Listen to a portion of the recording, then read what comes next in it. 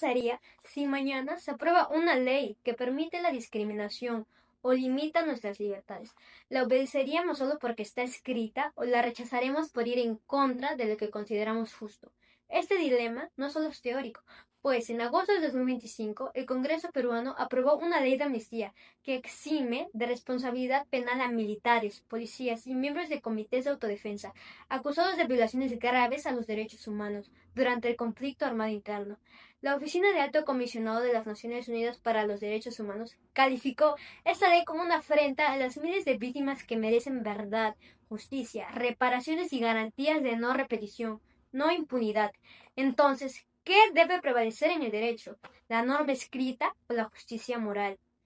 Para responder esta pregunta, mi equipo, formado por quien les habla, Doris Jiménez, junto con mis compañeros Yosimar Mamani, Edvani Paul Madueño y John Alexander Mamani, hemos preparado esta presentación que busca analizar dos grandes corrientes jurídicas, el ius naturalismo y el ius positivismo. Primero, exploraremos el ius naturalismo, que sostiene que la ley debe estar al servicio de la justicia, y luego analizaremos el ius positivismo, que defiende que su validez de una norma depende de su origen formal, no de su contenido moral. Y finalmente reflexionaremos sobre cómo estas dos posturas se enfrentan y a veces se complementan en la práctica jurídica y por qué es crucial encontrar un equilibrio entre lo legal y lo justo. Ok. En derecho existen dos grandes corrientes, el iusnaturalismo, que sostiene que la ley solo es válida si es justa, y el iuspositivismo, que afirma que la ley es válida simplemente porque es escrita por la autoridad. El iusnaturalismo sostiene que existe un derecho superior a la ley escrita, inspirado en principios universales de moral, razón o incluso divinidad, como afirmó Tomás de Aquino. La ley injusta no es ley.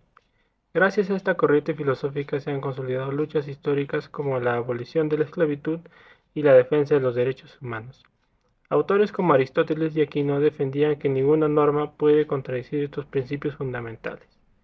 Además, como señala el jurista Jorge Guillermo Portela en su conferencia Los derechos naturales en la interpretación de derechos, el derecho natural funciona como una guía ética para interpretar las normas positivas.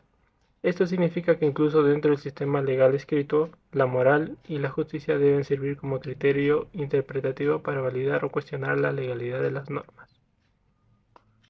El positivismo y el naturalismo sostiene que una ley es válida no por justa, sino porque fue creada por una autoridad legítima siguiendo el procedimiento formal. Según Hans Kelsen, el principal representante dijo lo siguiente, o propuso una idea, que el derecho debía estudiarse de una forma tan pura y así apartar lo moral como en lo político, como también religioso, pero aún así esto nos garantiza la certeza jurídica y el orden social, ya que todos sabemos a qué atenernos.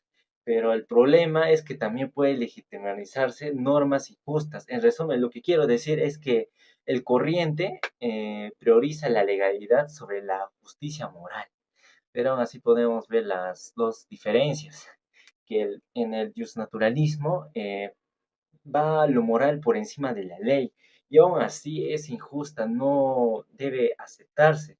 Claro, y aún así el positivismo se centra en la norma que haya sido emitida por la autoridad competente sin importar su contenido moral. Y aún así sabemos que hay diferencias entre ellos dos, ambas corrientes, aunque distintas, pero buscan la legitimidad y el orden que es en el derecho. En conclusión, el iusnaturalismo y el iuspositivismo son corrientes jurídicas distintas, pero debe haber un balance entre ellas.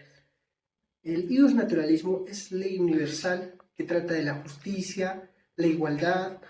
En cambio, el iuspositivismo trata de más, es una norma jurídica que trata más de un entorno social para establecer una inquebrantabilidad de normas.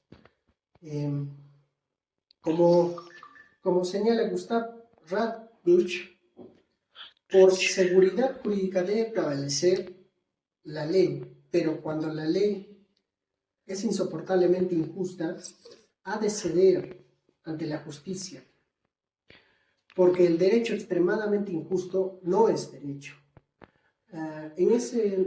nos indica que debe haber un balance, pues ni uno debe ser superior a la otra en estas corrientes. Debe haber un equilibrio para que se mantenga y sea un orden correcto. Eso sería todo de mi parte.